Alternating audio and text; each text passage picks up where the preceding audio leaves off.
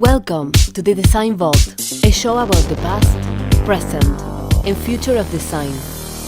The Design Vault is a conversation hosted by Shum and Thamer Abanami, reflecting on iconic products and ideas from the past and rethinking them from new perspectives. Hey everyone, and welcome back to the Design Vault. I'm Thamer Abanami.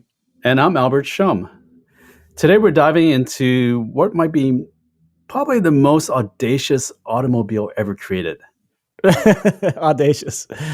That's a big claim, Albert. The Citroën DS. I agree. Totally audacious. And to really understand why this car matters, we need to understand the context it was born into.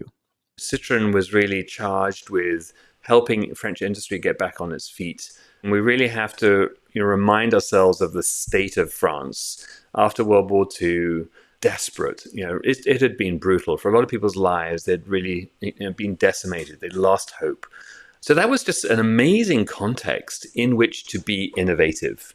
And I always talk about this. There's the notion of a design challenge. How do you design a product in any form in a really brilliant way? There's a whole lot of thinking about that.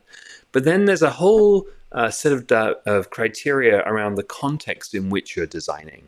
And the broadest context is the global context, certainly the national context of the mood of what people want and what people expect. And then at the same time, to have such incredible talent to take what Elon Musk would say, whatever you think of him, a first principles approach to designing the car, right? So the pneumatic suspension was brilliant as an idea to solve the state of the roads in France, right? To make driving smooth on those things. But it wasn't just about doing pneumatic suspension. It's about realizing that if you're creating a hydropneumatic sort of system, then you can run the brakes off of that as well. You can run the steering off of that as well. So everything was reinvented to operate around hydropneumatics. That was Tim Parsey, and we'll be hearing more from him throughout this episode. Tim is a retired designer and design leader who spent his career at Apple, Motorola, and Mattel and other companies. You might know some of his work. At Apple, he managed the design studio in the 90s. He was one of the designers behind the Quick Take camera and also the Style Writer 2 printer. Both of those are in the permanent collection of the MoMA. At Motorola, one of the many things that were developed under his leadership was the Motorola Razr. And if you listen to one of our earlier episodes, you'll hear him mentioned by our guest, Moni Wolf. Hello, Moto. Yeah. Yes. But beyond the professional credentials, he's owned multiple DS models and has this incredible passion for understanding how revolutionary design happens. I've owned multiple DS models too, but they're Nintendo DS. So Tim just painted this emotional picture of post-war France. Let's add some specifics about what the automotive world looked like before the DS arrived. Post-war France is a lot of devastation. All the infrastructure was basically in disrepair, from bridges to damaged roads to a railroad network that required total reconstruction. So rough roads was one of the key factors around Citroën's obsession around this idea of suspension. And the other part that drove Citroën's innovation was focused on the economy at that time. Gas prices were significantly higher. The French actually had a tax system. They taxed based on the size of the motor. So a 4-cylinder motor had less taxes versus a 6-cylinder. Yeah, it seemed like it helped create a culture of thinking about how to overcome the lack of brute force engines and have something in the automobile that was significantly desirable or useful. Yeah. I would say it was almost like a culture of efficiency. Interesting. That was a driving force behind Citroën's development. So maybe it's a good time to get into the automotive landscape. In the 1950s, you had the American excess era where, Cadillac introduces these mega tail fins. And some of these fins, by the mid to late 50s, reach 42 inches high. Chrome is measured by weight. More is better. And the V8 engines of the era were standard. 10 miles per gallon was normal. And the design philosophy could cynically be called longer, lower, wider. And during that time, Germany had the people's car, which was the Beetle by Volkswagen. Britain was maintaining pre-war designs like the Morris Minor. In Italy, you had small, stylish city cars like the Fiat 500, the original. And France is doing a little something different. It seeks to leapfrog and not catch up. I think at that time, France was, especially with the leadership of Charles de Gaulle, trying to promote this idea of grandeur. It's like something greater. And technology became a national identity. And you might remember the Concorde was also developed during that era, the first transatlantic supersonic plane. So this idea of grandeur also drove the investment in education, the Grand Écoles, schools to produce world-class engineers. At the same time, existing car companies were pretty conservative in France. Peugeot was known as the bank vault of reliability.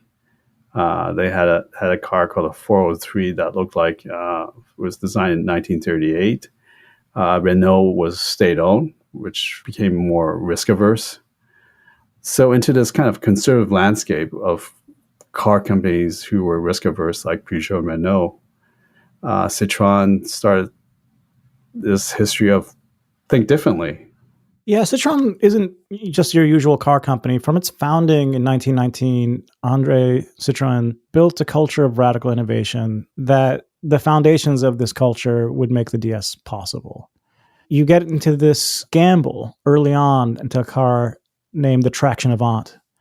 They spent 1.5 years of revenue developing front-wheel drive, which was revolutionary at the time. Yeah, the thing about front-wheel drive in that era, right? Unibody, front-wheel drive, low center of gravity. You don't have a tunnel going. Well, I mean, these are things that exist even today, right? In the benefits you get from this interior space and cheaper to engineer, more reliable in certain cases, et cetera. And it was radically different. A lot of manufacturers didn't want to follow. But there was a critical bankruptcy in 1934. And what happens in this bankruptcy is another French company takes over Citroën, a tire company by the name of Michelin. Oh, the restaurant guy company? Yeah, they make restaurant guides and tires. Oh, okay. They give stars. So it's a tire company. You buy a car company. You probably want an innovative car company that can highlight what you do, right? Pierre Boulanger was a Michelin employee and leader, had this radical decision. Keep the engineers, fire the accountants, create a unique culture of engineers that can dream. And this decision directly enables the DS. Sounds like he really wanted to innovate under his leadership. Yeah, and with the Traction Avant being this very significant car, the next car we need to talk about before we get into the DS is the Deux Chevaux, which in America we say sometimes the 2CV, which is how it's written out. It's kind of a parallel universe, but it really matters, the DS story. It was developed simultaneously.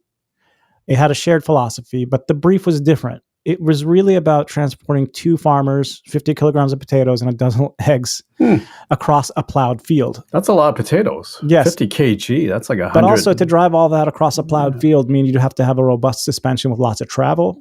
The car had to be solid. It was radical in its minimalism. It wasn't really about luxury, and it was profitable from day one. And it was the same team that did this car, which was quite revolutionary for its time, was also working on the DS. So the 2CV was a hit. The 2CV was a hit, and it allowed Citroën the luxury to fund something so ambitious as the DS and so expensive. And it was the same team fundamentally working on both projects. So you had a lot of cross-pollination. Peugeot and Renault were clearly very French, profoundly reliable cars. I mean, they're really, really well built. And it had a French quirkiness to their styling and all that kind of stuff. But they weren't as like pioneering innovative in the way that Citroën was. Running a business, you want to be really mature about the cost of things and how you go about those things. And to really let them people that loose to do something like the DS is a highly risky thing to do. And you can see why people don't do it on a regular basis. But they did at Citroën, and Peugeot and Renault didn't even try and chase Citroën. Yeah, Tim brings up a really key point for designers and innovators that are working on almost like V1 or kind of next generation products. And you and I have worked on similar projects. I think that it's risky. Its success is not known, and you're paving a new path. And with the DS, it was a dream team that Citroën put together. Oh, yeah. You had some of the most brilliant minds behind these projects and behind the DS. First person we should mention is André Lefebvre. And he was basically, you could consider him the chief architect of innovation for this. He was trained as an aeronautical engineer, aviation.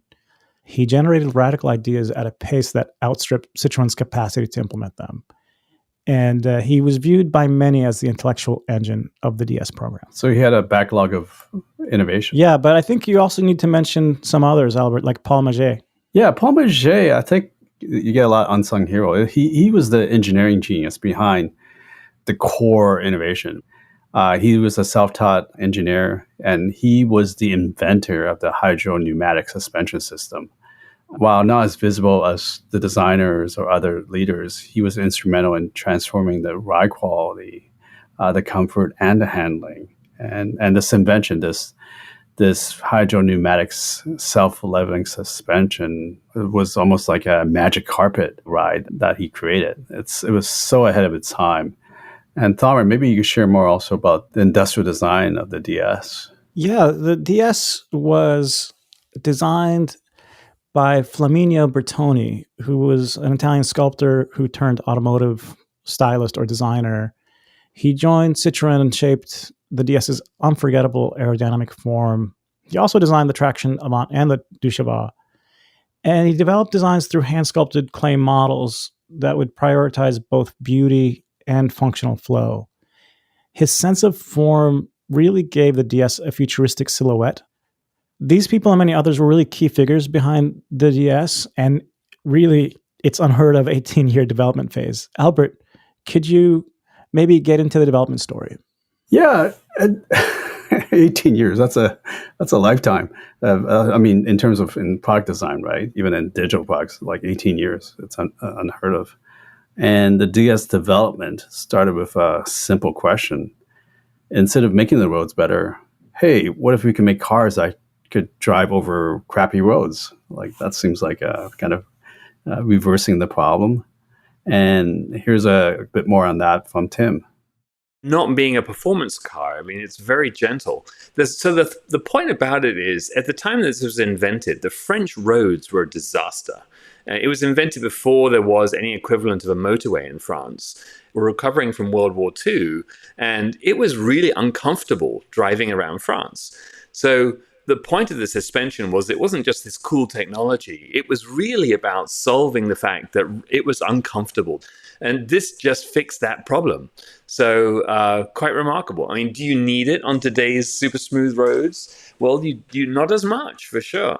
But you still have this sort of wonderful byproduct of the meditative experience. If we look at the development, the early phase was really 1938, 1939. And it goes through World War II with some secret development happening while France was occupied by Nazi Germany. And then they continue this process for 18 years. Yeah, they halted development for part of World War II, but really there was some secret development happening. Wow. If we go back to this core innovation of the hydropneumatic suspension, the problem with normal suspension is steel springs are dumb. You have a spring rate, harsh or soft, pick one, and that's what you're going to feel the whole time. And Citroën asked, why use a 19th century solution for a 20th century problem? And the breakthrough thinking really is that gas compresses progressively. First it's soft, then it gets firmer. Liquid doesn't compress, but it's a perfect force transmitter. And if you combine both, you can have this revolutionary suspension medium. What it means in practice is you can go over some pretty big bumps and not feel them. In fact, that does not only benefit, it keeps the car level. And so there was an assassination attempt on Charles de Gaulle that happened. There were 4 assassins on motorcycles spraying the car with bullets, and they got at least 2 of the tires. But because the suspension was self-leveling, it allowed the driver to keep the car under control and get Charles de Gaulle to safety. So there was this is a legendary story, and de Gaulle will say that the car saved his life. But really, I think, Albert, it's not just about the suspension. There was a total integration approach, right, to this car. Definitely. I think there was a bit of a aha moment, I think, on a team where, hey, if we have this high pressure system, why don't we use it everywhere? Not just in the suspension, such as the brakes, where they were able to create this very exceptionally powerful stopping force. I think 2,500 PSI, which is really, really high. That's crazy high. Yeah. That's like relative to vacuum boosted brakes. Yeah. It allowed the car to stop much faster.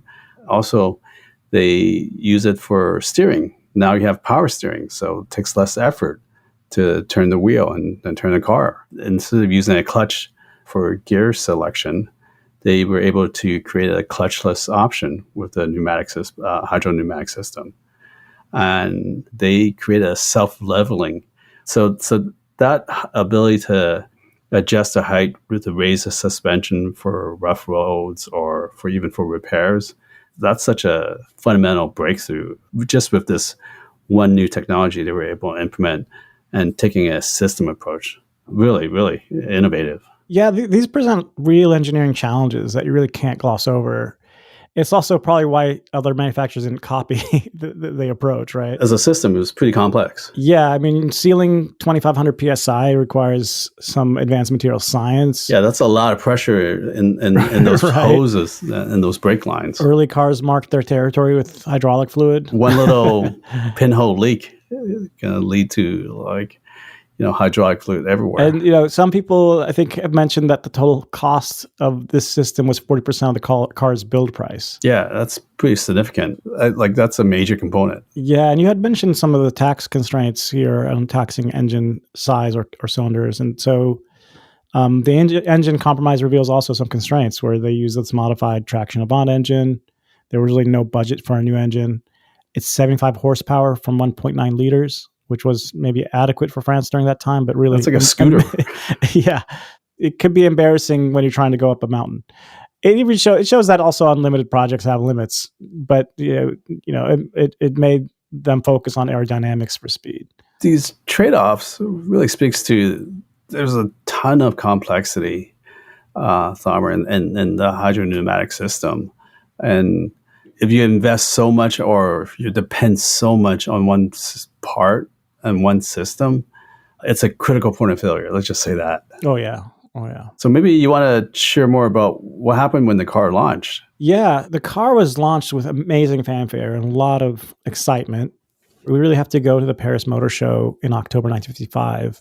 The theatrical launch setup it was at the Grand Palais, which transformed into a theater. The DS was hidden under a silk sheet on a rotating platform, and Bertoni and Lefebvre were watching nervously. The press were expecting another conventional sedan, but the sheet drops, the crowd literally gasps, and the orders start rolling in. And day one, just in the first day, it had 12,000 orders. And by the show's end, it had thousands more. It broke the record for pre-orders that stood until very recently when the Tesla Model 3 created. Yeah, so it's wow. that. So they had pre-orders way back then. Yeah, they did. But did you sign up with your mobile phone, or how did they? Yeah, I don't know. Mail in you have to line up physically. I don't think they had faxes back then either. I think they had to send some kind of like carrier pigeon or something to the HQ. But the thing to know here is Citroën, I think, probably knew there were going to be reliability issues here, because first they had production issues going from hand building prototypes to actually going into mass production. The second thing is they really wanted to figure out some of these issues with a smaller population first. So they chose 500 first customers. It's kind of like the beta, right? Yeah, it was almost an alpha or maybe a beta, yeah. They picked 500 customers from their customer lists of people who are very, repeat customers, friendlies, members of the Michelin family, and maybe a handful of select diplomats. They were the influencers before they were influencers. I think they were influencers, and also there were people that could potentially keep a secret and not spread, rumors about the car being unreliable, because this was a group that had been assigned a bunch of service engineers and given a phone number. And if there's any issue with this car, you call this number, an engineer shows up to fix it. Wow. In fact, I think in this 500 early on, they had something like weekly check-ins just to see how things were going. So they can actually debug the issues with this complexity, right? So literally it's more of a field test then. Yeah. It took them about a year and a half to sort through the majority of the issues. With the car being launched in, I think, 1955, majority of issues get sorted around 1956. This is a radical car. And, as we know, radical things will bring some friction in the beginning with this level of complexity. The friction was on reliability. But it is a quirky car. And one of my favorite quirky things about the DS is the mushroom brake. And I asked Tim about the mushroom brake because I didn't really know much about it. I was like, is this really a thing? I saw pictures of it. I've heard people talk about it. And here's what he had to say. This is a very real thing. And actually, I remember a story I have about that. Yeah, it's a little mushroom. It moves, maybe 5 millimeters, something like that, to actually put the brake on, which means you can put the brake on really quickly. And it's a hydraulic brake, obviously, so it's really powerful when you need it. However, there are considerations about this thing. And I learned this after having renovated a house with some friends of mine up in Birmingham in England. And we were driving back down to London. My friend was in the back playing his guitar. It was kind of raining, and we were following a Rolls Royce. And I put my foot on this gorgeous mushroom just to slow down as we got closer to the Rolls Royce, and nothing happened. And it was like, oh my God. And we swerved to the left, and we swerved again, and finally we made it to the side of the road, and we'd missed the Rolls Royce, and the music had stopped from the back seat, and it was like, oh my God, we're alive. This is amazing. What the hell? And so I was out, my friends were out of the car, the hood was up, we were inside looking for leaks, we were like all over the place. Finally, we found out what the significant problem was that nearly led to our death, which was that the rubber mat in front of the mushroom had slid forward a little bit and had got caught underneath the mushroom, so the mushroom didn't go down. So we moved the mat back about an inch, and from that point on, the brakes were great. Well, that story perfectly captures both the innovation and that quirkiness, and really the personality of the DS. And the DS experience is something that you really have to drive one to fully appreciate it. Yeah, it's surprising. There's so many people who are in love with the DS who've never been inside it and never driven it. And I think when we asked him about what makes this special, why, how do you understand the car, he had some good things to say. This was in the 70s, so there was a mix of the covered in steering headlights and the frog eyes. I'd seen them around. I'd been to France, right? So I was aware of them. But it really wasn't until I got this one built and started driving it that I really understood them, like what the experience was. It was amazingly unique in the sense it was like gliding around. It's almost a meditative experience. I mean, the suspension is insane. You practice by going over those, policeman bumps, whatever you call them, in the road, and you go like, I didn't feel that. That was insane, right? At the same time, you have like 1.5 inches of padded carpet under your feet, and you're sort of sitting there, and you're sitting in this seat that's just all kind of squidgy, roly-poly, and it's just this gentle, oily, floaty experience. And it's just so calming, and it's so delicious. It's like a succulent process. I think you really have to be in one to really know what it is. I mean, there aren't that many words to describe it properly, but it's the antithesis of a performance car. Albert, why is it that no other manufacturers copied a vehicle that showed a lot of interest from the public? One simple word: complexity. Well, sometimes, especially when you're innovating and trying to create a V1, you want to differentiate and you want to create kind of that moat, I would say, so that, the fast followers can't come chasing you. But I do think the moat that the DS created was both technically challenging, but also culturally. In terms of technology, I think they had patents that covered the entire hydraulic system. The manufacturing of the system required massive investment. You think about all the different parts. In addition to that, you had to train mechanics who could work with hydraulics. I have a simpler answer, Albert, that builds on your answer. Oh. Yeah, they had I think other car companies had more accountants that were in control. Oh, yeah, they were actually conscious of how much things cost. Versus the unlimited budget. Other companies just lack the engineering know-how to develop such a complex system.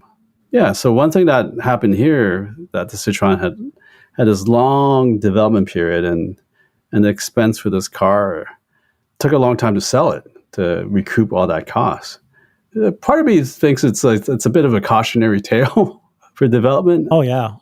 But at the same time, it's an inspiring story of creating breakthrough technology that can fundamentally change the category. 100%. This is one of the things that actually I love about the story is, this groundbreaking thing, but also it has this perilous side of really being a financial drain on Citroën. And this is 18 years of development, 20 years and it was sold for about 20 years. And there's a lot of things that are happening, the models within this range and the variations.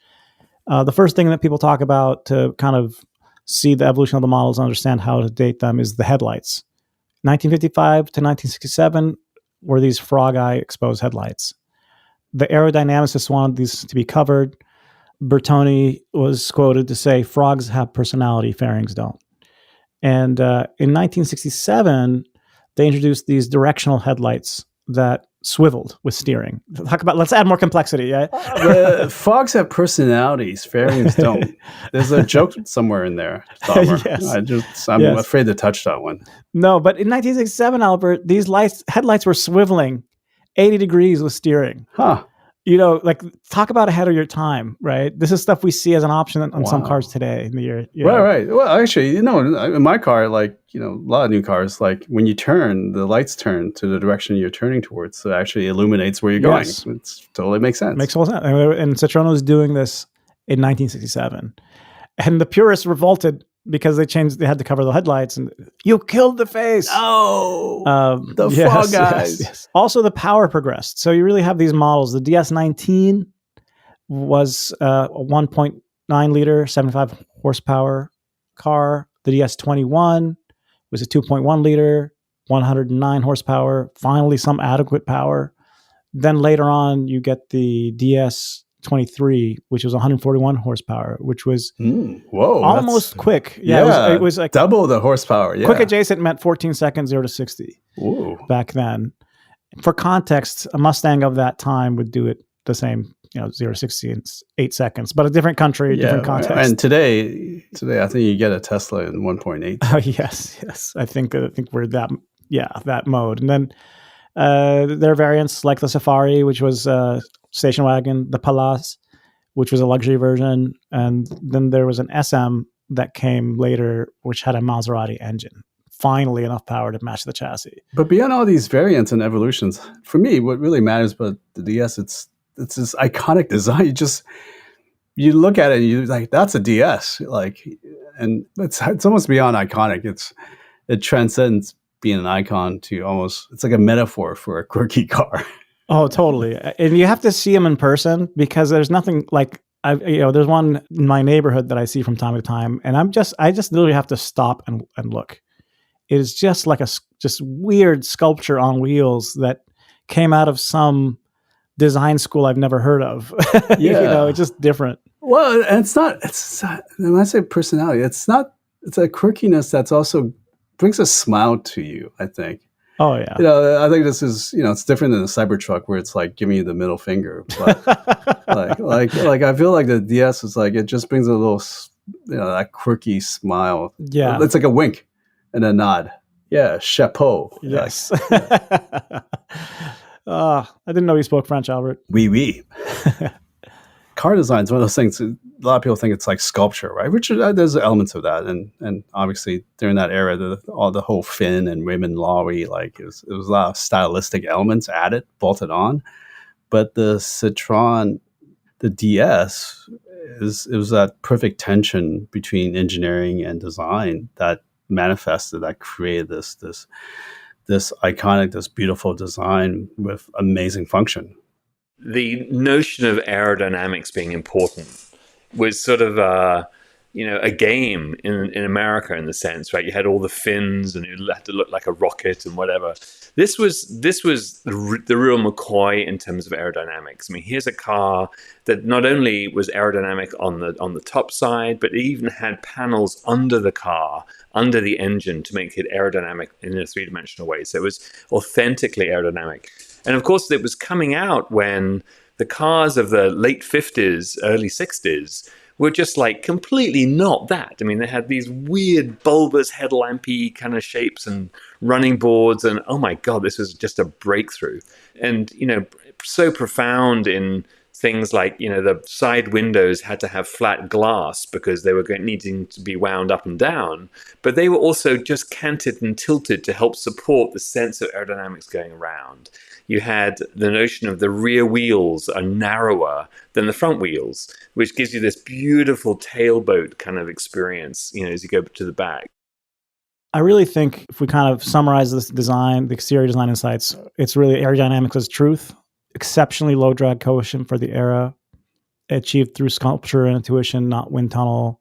It had the smooth under tray, which was revolutionary. Yeah, so it had like ground effects, right? Like reduce the underbody drag. Yeah, it's basically these panels under the car to reduce drag, and even the door handles were flush mounted. What? I thought Tesla invented flush door handles. There's a lot of stuff going on here. That's just the exterior. And if you go to the interior, it's really where they challenge what a car could be.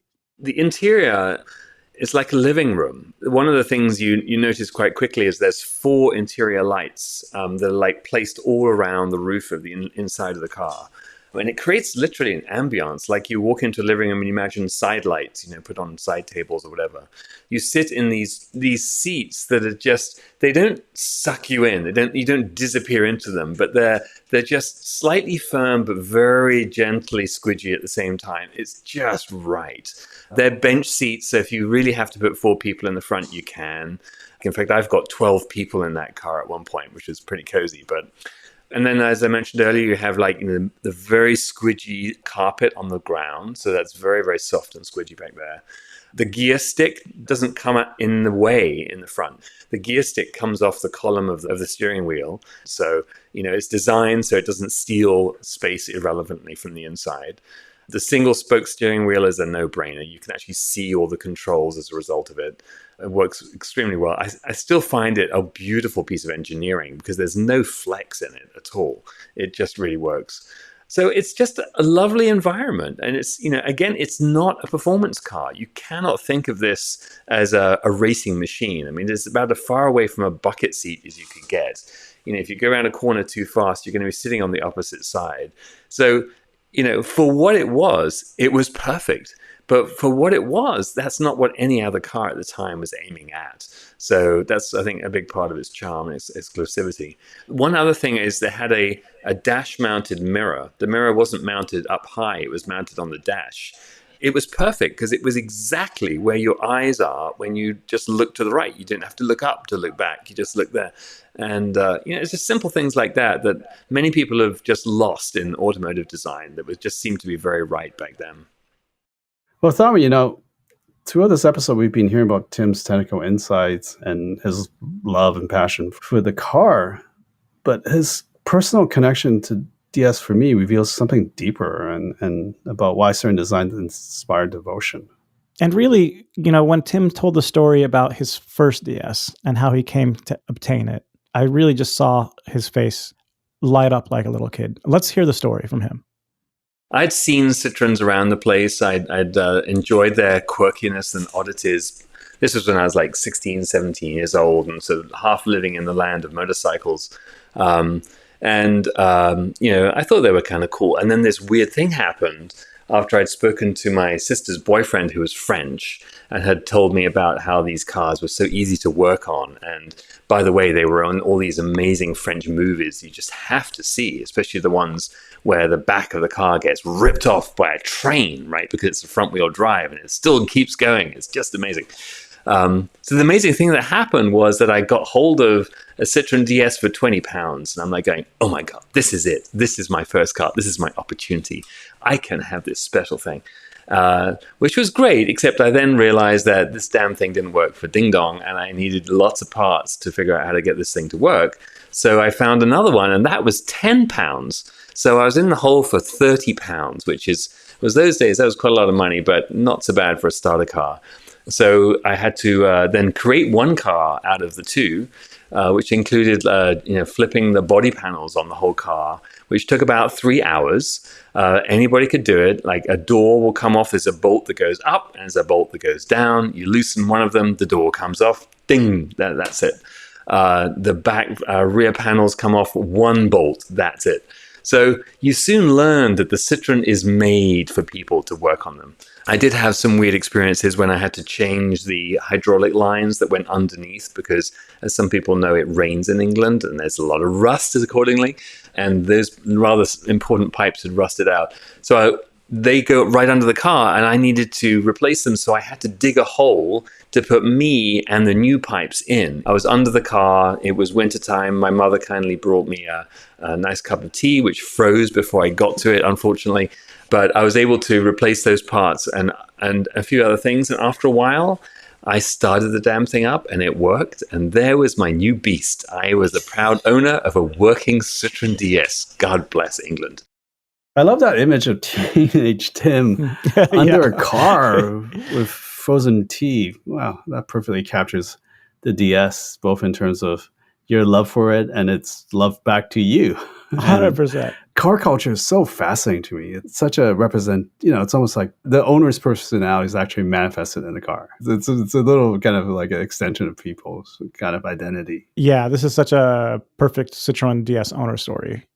On top of that, one of the things that hit me in this story is it's not just the quirkiness and the personality, but there's also this futurism or future-leaning ethos of Citroën and the brand and how that it became really established with the DS and later cars like the CX and SM. I love the way when the team rethought the problem, right? But back to reframing, like instead of like trying to fix crappy roads, how about we make cars that can glide over crappy roads? And I think designers and innovators are people who can see the problem differently. And the DS succeeded because it solved very specific French problems. But also, maybe there's this thing we can talk about a little bit around the other side of the story, right? So it was such a breakthrough design. It was so inspirational. It has devoted fans around the world to this day. But also, it's not around anymore. A lot of the things that it brought aren't really being done again, today, or were being done for a long time. And that was because financially, it was really hard to pull this off. It reminds me of the electric car industry, why it took so long to take off. We kind of forget like all the electric vehicles attempts in the past and why they fail. And in large part, they fail because the infrastructure wasn't there. And it wasn't until innovators like Tesla and others started investing in infrastructure and supply chain and new production, new factories. Like, think about that, like to scale something up that require whole new production lines. That's a really, really hard problem. And I think that's the other aspect of design often we don't talk about, what it takes to make it real and get it to scale. The Citroën DS remains one of the most remarkable achievements in automotive history. Nobody can take that away.